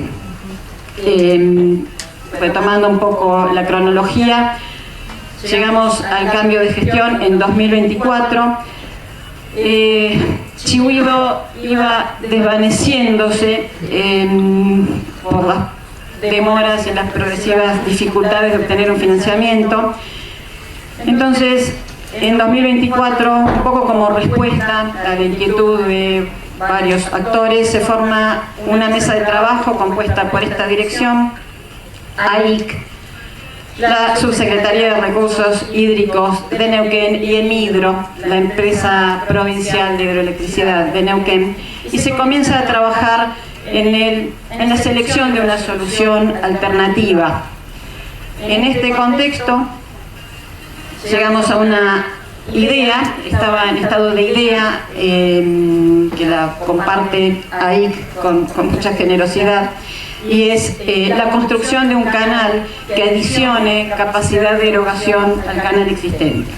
Estas 3 trazas son indicativas, se están analizando también alternativas de subtraza. Hay 2 que habían sido propuestas por ahí, una tercera que se agregó más tarde. Van a escuchar más detalles sobre esto en la siguiente ponencia. Solo quiero comentar las características que nos llevaron a elegirla como la solución a desarrollar, que son una inversión comparativamente muy baja, un plazo mucho menor, riesgos en todos los sentidos mucho menores, y una gestión total, esperamos, de la CMP, cuyo valor debe ser actualizado. Bien, esto sí, lo voy a leer. Año 2000, auditoría técnica de Orsep, doctor Lombardi e ingeniero Barbé, que no ha podido estar hoy porque ha sufrido un accidente. Está bien, pero no podía dejar de comentarlo. El panel considera que se trata de un problema urgente que debe ser resuelto lo más rápidamente posible. El panel no considera que sea aceptable esperar la construcción de un hipotético embalse adicional en el sitio de Chihuido, ya que la fecha de puesta en operación de una obra tal no parece ser predecible y que de todas maneras será relativamente lejana. Se considera entonces que la adecuación de la capacidad de descarga debe hacerse en el ámbito de la obra de Portezuelo Grande misma, año 2000.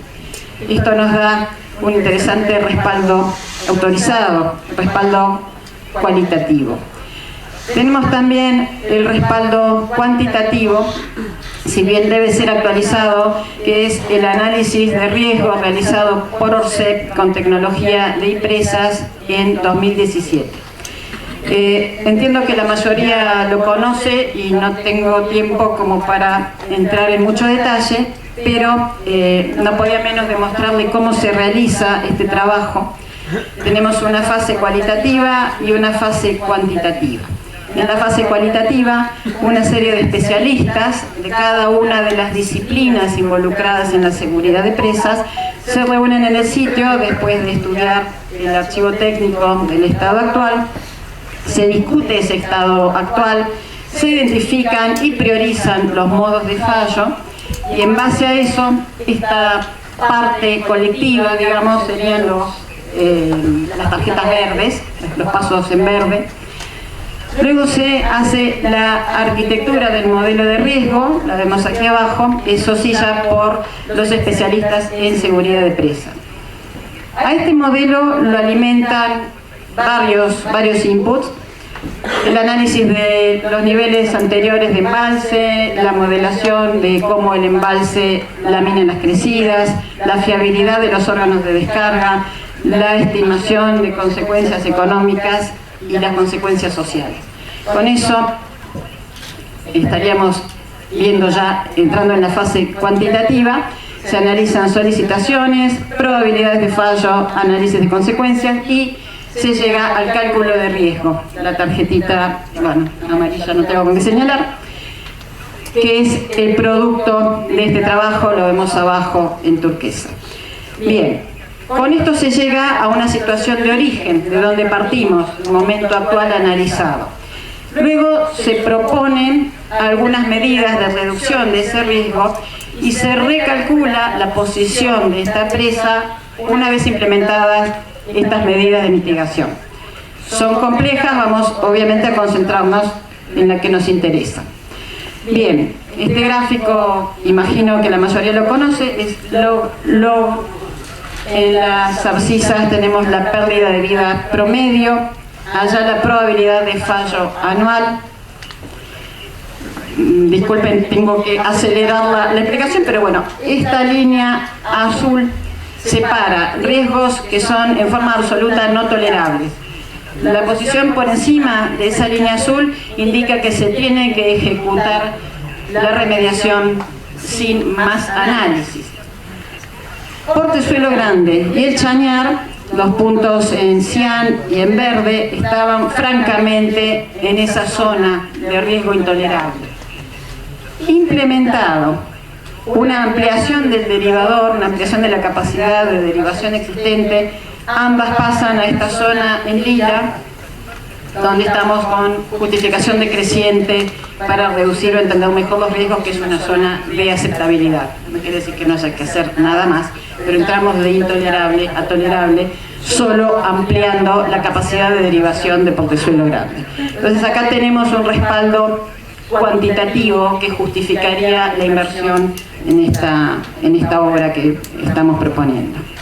Bueno, acá tenemos una comparación. Nuevamente resalto que es la posición del gestor de riesgo, que tiene que evaluar la velocidad de implementación, los frentes de riesgo, que a su vez ayudan a la obtención de un financiamiento, y el plazo final de la puesta en operación de la solución. Estas líneas azules son un poco el resumen de lo que hemos estado hablando. Las tres hidroeléctricas evidentemente generan ingresos, el canal obviamente no. En la anteúltima fila tenemos plazos estimados, por supuesto son altamente discutibles, pero nos dan un orden de magnitud. Nos cuentan que la puesta en operación de este canal es mucho menor que la de cualquier hidroeléctrica. Comparativamente, Chivhuido 2 es una obra muy rápida, pero no puede competir a los efectos de la morigenación de la necesidad máxima probable, no puede competir con el canal. Por último, tenemos una estimativa también sumamente discutible, pero que en orden de magnitud no miente, y es que los costos de esta última obra son al menos un orden de magnitud menores que cualquiera de las tres hidroeléctricas, con lo cual de alguna manera estamos mostrando de forma gráfica nuestro proceso de decisión. ¿Dónde estamos ahora? Bueno, esto no significa que el universo va a implotar sobre esta dirección nacional, simplemente es la visión que tenemos como coordinadores de la búsqueda de esta solución. Allá hacia abajo tenemos el área que se ocupa de la obtención del financiamiento. Estamos con un match preliminar con la banca multilateral, al menos para financiar los estudios de evaluación de impacto ambiental, evaluación económica y el apoyo al análisis de riesgo que va a ejecutar ORCEP. Sobre eso estamos con cierto avance, y por el monto que le estimamos a esta obra, entramos dentro del scope para que la banca multilateral pueda financiar también la ejecución de la obra. Allá arriba tenemos el apoyo en territorio, que es la provincia de Neuquén, cuya secretaría que presente, subsecretaría de Recursos Hídricos, nos apoya en todo, y la Secretaría de Ambiente y Recursos Naturales va a tomar parte activa a la hora de hacer la consulta pública. AIC, como se ha nombrado ya varias veces y dijo el secretario, nos ha apoyado con una enorme riqueza de datos que ha compartido con una generosidad histórica. Lo mismo ORCEP, que ha participado también con todo lo que tiene que ver con análisis de riesgo. CFI nos ha apoyado en la contratación nuevamente de La Plata, que sobre el informe anterior va a continuar evolucionando en lo que es la hidrología y el diseño final de esta obra. Acá quiero hacer una parte. No se trata, ellos lo van a contar en un ratito, no se trata solamente de hacer un recálculo de la CMP. La encomienda a La Plata incluía una visión actualizada, general, de lo que es el tratamiento de los riesgos. Hay que analizar no solamente este valor, que es el máximo posible, sino también qué pasa con toda una gama de valores intermedios que también someten a un riesgo enorme a la población y a la infraestructura. Entonces, bueno, se incorporan visiones muy nuevas sobre lo que es la gestión de riesgo. NACEM, que es la Academia Nacional de Estados Unidos para Ingeniería, Matemática y algo más, y Ciencia, creo, por sus siglas en inglés, también propone una nueva visión de cómo deberíamos abordar estos riesgos que incluyen la meteorología, la hidrología y el cambio climático. No podemos hacer exactamente lo que ellos dicen en el corto plazo, pero sí tenemos que mirar hacia ese norte, y una de las cuestiones conceptuales que surge de ahí es que la CMP es función del tiempo, no es un valor estático e inamovible. Después La Plata va a retomar este tema. Quería compartir con ustedes porque es precioso. La topografía LIDAR, que se hizo en un plazo muy corto, un par de semanas, con una precisión que la gente de mi edad ni hubiera soñado cuando estaba estudiando. Nada. Acá tenemos la encomienda, lo que se le ha pedido a La Plata. De nuevo, yo la subdividiría en dos grandes partes, que es, bueno, esta nueva esta revisión de lo que son los datos hidrometeorológicos, hidrológicos, y después la utilización de ese análisis en modelaciones en 1D, 2D y 3D. No pudimos resistir la tentación, no hacemos spoiler, pusimos algunas ilustraciones del trabajo de ellos. Eso es todo, les agradezco mucho su atención.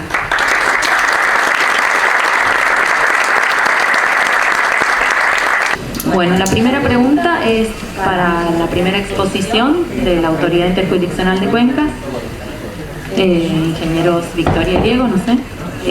¿Se efectúan mediciones sobre agua subterránea? No, subterránea no. Muchas gracias. Para el ingeniero Diego de Alicurá, ¿qué tipo de instrumental sísmico tiene la presa Alicurá? Bueno, la presa Alicurá tiene instalado instrumental sísmico de obra, SMA1, sismoscopios, acelerógrafos, y a su vez, hace unos 15 años, se instalaron instrumentos de nueva generación, Kinemetrics, Etna de Kinemetrics, y hay, bueno, cinco de estos equipos que reemplazarían ese tipo.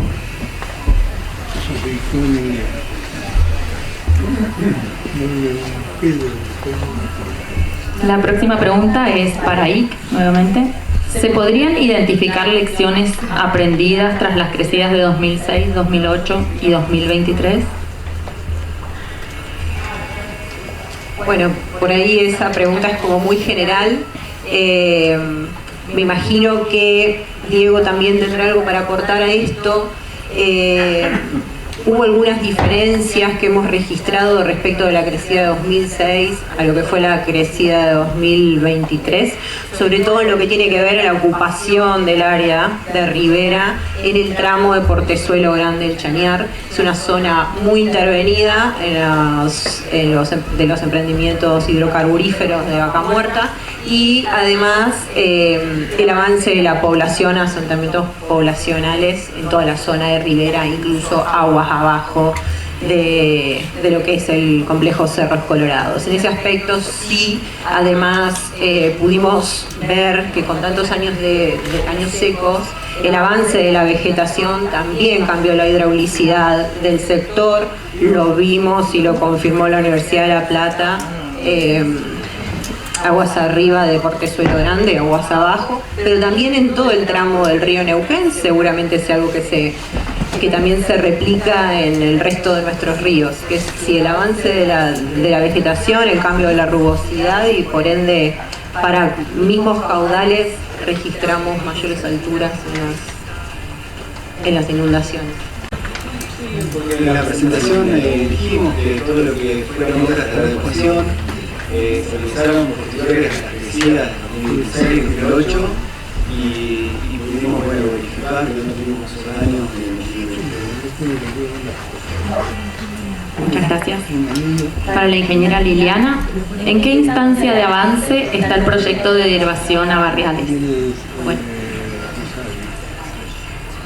Bueno, vamos a compartir el detalle del avance cuando La Plata pueda presentar el trabajo que está haciendo.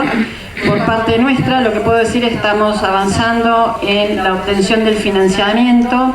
Estamos a punto de emitir los términos de referencia para la contratación de otros estudios que pediría cualquier banco, pero muy en particular la banca multilateral, que es la evaluación de impacto ambiental, que algo ya comenté, con su consulta pública, el análisis de riesgo, que lo va a hacer la propia ORCEP, que tiene todo el know-how con algún apoyo de terceros, y la evaluación económica, que es todo un mundo en sí mismo. Estamos en plena redacción de los términos de referencia. Esas contrataciones las va evidentemente a realizar un consultor privado o consultoras privadas, y esperamos muy pronto poder tenerlas en la calle. Eso por la parte de financiamiento, por la parte de completamiento de los estudios de evaluación, y por el lado del desarrollo técnico. En unos minutos van a escuchar a La Plata, que les va a contar por propia mano lo que están haciendo. En principio, la idea es, algo ya dijo el secretario, el ingeniero Jovine, es rápidamente tener esta obra en funcionamiento. Muchas gracias. Para el ingeniero Diego Aguiar, ¿se actualizó la evaluación de riesgo sísmico? ¿Se revisó la respuesta sísmica? No se revisó, no se actualizó la respuesta sísmica. Hubo un estudio reciente, allá por 2021, que no se terminó de validar. Estamos a la espera de esos datos como para poder hacer un nuevo análisis.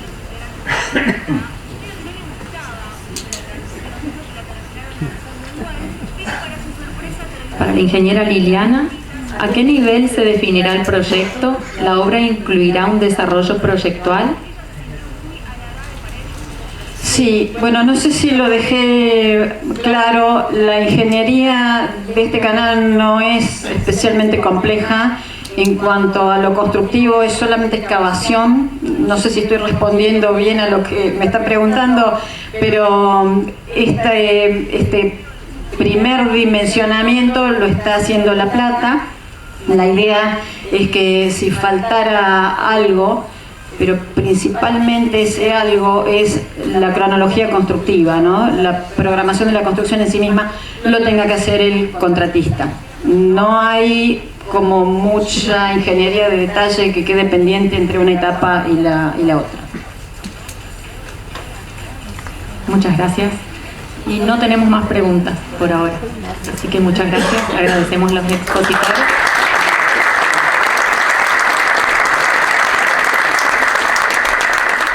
La carta dice: señor presidente del Comité Argentino de Prensa, ingeniero Eduardo Martín. Tenemos el agrado de dirigirnos a usted en nombre del Instituto Argentino de Recursos Hídricos a efecto de brindar el auspicio a la mesa de diálogo La realidad de las presas argentinas realizarse en esta ciudad el día 8 de corriente. Como es sabido, las presas desempeñan un rol importante en la gestión del uso múltiple de los recursos hídricos y así desde el siglo pasado son numerosas y de distintas envergaduras que vienen con su año de desarrollo de vastas regiones del país, en particular zonas áridas, sin las cuales los cultivos agrícolas no serían posibles, por ejemplo.